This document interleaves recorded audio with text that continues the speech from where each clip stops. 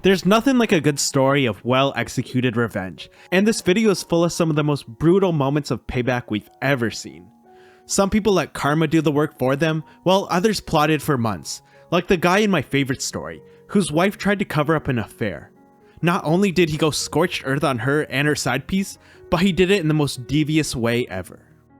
I was living with a friend of mine, and this girl who I didn't know that well. We became friends and started hanging out. I ended up getting into a car accident on the freeway and had to move home. It took me a few days to get back to pack, and when I did, most of my stuff was missing. I was furious and upset about it. The girl told me my friend had people over who'd maybe taken my things. While she was gone, I stopped packing to go into her room and snoop. I couldn't believe my eyes. This girl had taken over half of what was in my closet and hidden it in her room. She had everything from my CDs, antique perfume bottles from my grandmother, down to socks and bras.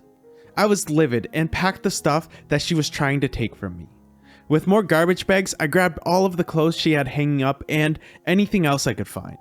I lit it all on fire. She called me all frantic and said her things were missing. So I told her the people who'd taken my stuff must be responsible. Once she knew she'd been caught, she threatened me and told me she was going to call the cops. I told her go ahead because all they were gonna find was a pile of ash.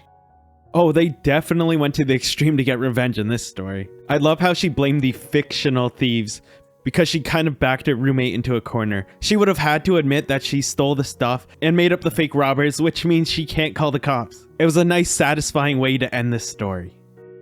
Back when I was little, we lived across from a popular public pool on a tiny street, so parking was premium. We had issues with people parking across our driveway, but we were close with the pool owner and would get him to ask over the loudspeakers, and whoever parked the car would come over, apologize to us, and move. But one day after coming home from school, I saw somebody had the audacity to not park in our driveway, but inside our garage.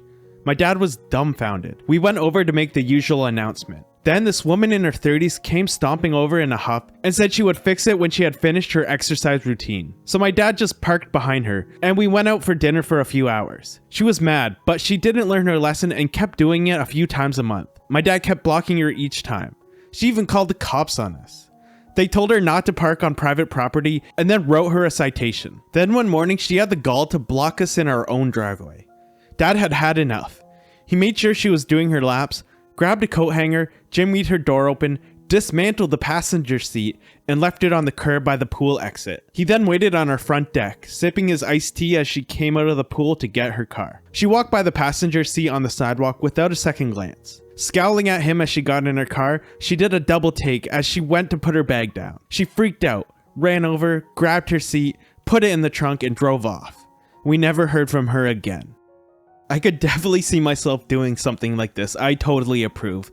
Not only that, I would probably put it in neutral and roll it out of the driveway too. I love how he meticulously took apart the car rather than just trashing it. I don't know, somehow that just makes it better. I wonder if she ever put her car back together. She does not seem smart enough to do it on her own. I was working at a pizza place with a worthless, useless, good-for-nothing manager. We did not get along with each other. He was a jerk and probably didn't like me because everyone else loved me. Well, his biggest peeve was when we left pizza boxes open on the cutting table before the pizza came out of the oven. Instead, he wanted us to wait until the pizza was finished, taken out, cut, and then put into the box, which took much longer. One busy night, it was me, another coworker, and the delivery driver. We were going crazy, keeping up with all the orders happening at once. We had to answer phones while we made the pizzas. The jerk manager sat in the office for the whole rush. There was a one-way mirror with a full view of the pizza cutting area. So, to get his attention, I started pulling down and opening boxes on the cutting table. I wanted him to come out running and yelling so the owner would hopefully notice. It worked like a charm. He came out shouting about how I wasn't doing my job right and whatever else made him mad. Already frustrated and busy, I started yelling back at him. The owner came out from the back and brought us to his office. I explained how the manager hadn't been helping and I had worked there long enough to know what I was doing. The owner looked at the manager and told him that if I quit, he was fired. But that wasn't the best part. Then he asked me when I was turning 18. I asked him why, and he told me that was when he wanted to promote me to assistant manager. The jerk manager switched stores shortly after. This was such a cunning act of revenge. They waited for the perfect moment to get the manager to lose his cool in front of the owner. It's nice when the owner actually recognizes who's good at their job and who's just getting in the way. I'm glad this act of revenge had a happy ending. We had a teacher in grade school that was a total germaphobe. We didn't really like her, so I came up with a plan. She was always taking things away from us if we played with them in class. I found a bouncy ball and rubbed it in the bottom of a urinal. I brought it to class, wrapped it in a piece of paper, and played with it on my desk. Just as I thought, she came over and took the ball. I almost broke into laughter but held it in. Knowing that she also read all the notes people passed in class, I wrote a note and blatantly passed it to someone in front of her. She picked it up and read it. It said, "The ball you just took was in the urinal." She immediately left the room. See, this time I'm on the teacher's side. Just pay attention in class, kids. You kind of brought this on yourself. While it was a clever act of revenge, I cannot condone it in this case. I worked in a factory where my boss was a jerk, and he was untouchable since his uncle owned the company. He always came down to the floor while we were on break to check our work and use my gloves to do it. This was particularly irritating because the company made us buy our own gloves, and I bought really nice ones. As it was the middle of summer, I thought it was gross having his sweaty hands in my gloves and asked him to stop. He just shrugged me off. By the third time, I came up with an idea. I put a poison ivy leaf in an old pair of gloves and pounded away with a hammer. I put it in a plastic bag and hidden it in my lunchbox for the next day. Sure enough, I came back from lunch and he had used them. A couple of hours later, he walked over to my machine and had red bumps all over his hands that he was itching like crazy. He told me to show him my hands, so I did and compared mine to his. Playing dumb, I asked if he used my gloves because I'd gotten a rash. But then I took it up a notch. I said I'd been to a gentleman's club and had gotten in after tipping one of the girls there. Without another word, he left and went to the doctor. Oh, I love this act of revenge. What's even worse than the physical damage done is the psychological. The bumps will fade, but the memory of where the bumps came from will last a lifetime. Plus, he had to have an embarrassing conversation with his doctor. I lost my full-time schedule to another part-timer after she told my superiors that I wasn't good at my job. So I went from over 35 hours a week to 15 a week. She took my responsibilities and got a pay raise with her promotion. But after I asked for a raise for the same job, they told me they couldn't because of the economy. One of the job's responsibilities was to update both training notebooks, put them back together, and then mass print them twice a year. On training days, the new hires kept them. It took other employees 2 weeks to complete this task, but I was able to do it in 3 days, so they came to me. I had just handed in my 2 weeks notice, but I went ahead with it. Except I decided to screw with a soon-to-be ex-coworker who'd screwed with me. I mixed up and removed some pages from the original notebooks. It would give her an extra thing to do when she checked them. A few more hours correcting some annoying errors. There was just one problem. She never actually checked them over like she was supposed to. She pretended to, but she never did. So she sent them out to print, and when all the new employees started training, they pointed out that nothing in the book made sense. She was caught red-handed, having mass printed a useless 300-page notebook without checking it for errors first, and was fired immediately. Hey, some people just get to the position they're in from being sneaky and not actually good at their job, and clearly this woman was one of them. And sometimes you get caught. This was just some long overdue karma, brought on by an act of revenge. I was in high school in the 1990s. My computer science teacher assigned a project to me and my brother to make a program for teaching and measuring typing speed. It actually turned out really well, and we discussed maybe starting a business when we graduated. But then we realized our teacher was using the program in all of his classes as if it was his. So we hatched a brilliant plan.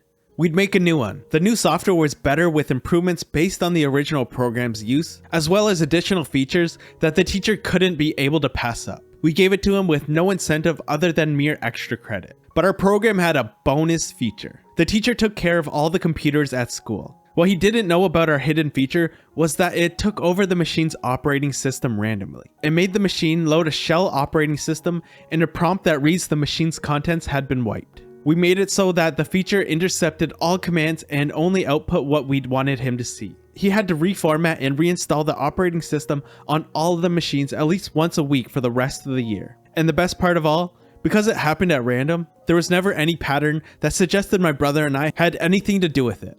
And the first thing he would reinstall when he was done was always the typing program.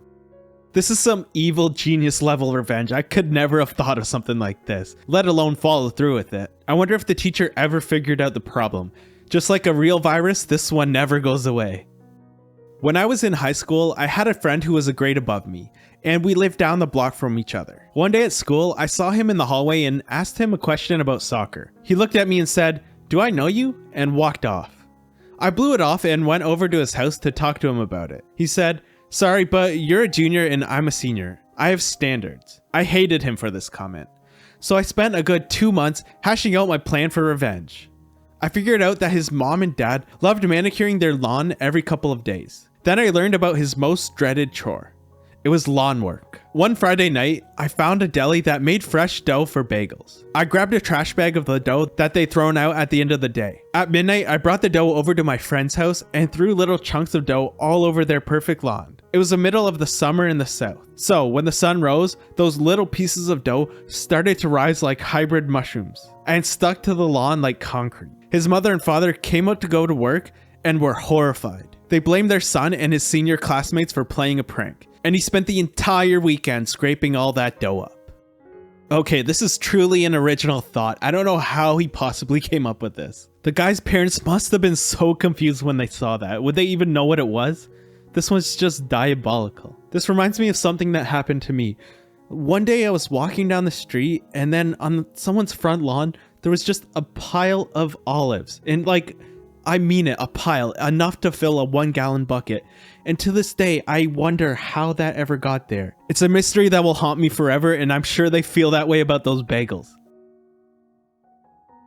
My stepmom was evil. She put 2 young girls, my sister and me, on diets because we were fat. I tolerated her because my mom was out on the road working and really needed a place for us to stay, and had to leave us with my sister's father. And one day, I snapped. At 12 years old, I had an idea to mess with my stepmom. Once a week, my stepmom used an expensive conditioning treatment on her hair. She was 56 years old and used anything to preserve her youth. I was at my mom's for the weekend and snatched a bottle of liquid hair remover. When I got home, I dumped out half of her fancy conditioner and filled the bottle with remover. After giving it a good shake, I put it back.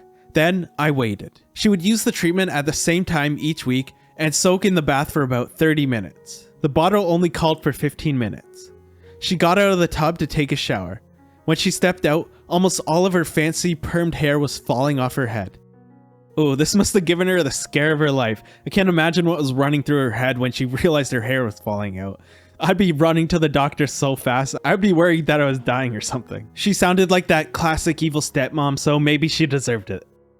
In 1992, I was in 2nd grade. Every day at recess, my friends and I built these intricate sandcastles. When recess ended, the 4th graders came running outside after finishing their lunch. And every single day, one of them came flying into the sandbox with the only goal of kicking down our feet of sand engineering. This happened for weeks. So, my group of 2nd graders and I found cinder blocks near the woods close to the playground. We stacked 2 and covered them with sand. Afterwards, we took time to make the structure look like any one of our usual sandcastles. It was pretty demented. The 4th graders came out, and one of them ended up with a broken foot. Those 4th graders have no one to blame but themselves. If they weren't such bullies, they wouldn't have broken their foot. Those 2nd graders were pretty clever about this one. Hey, if you're not stronger than your opponent, you gotta be smarter.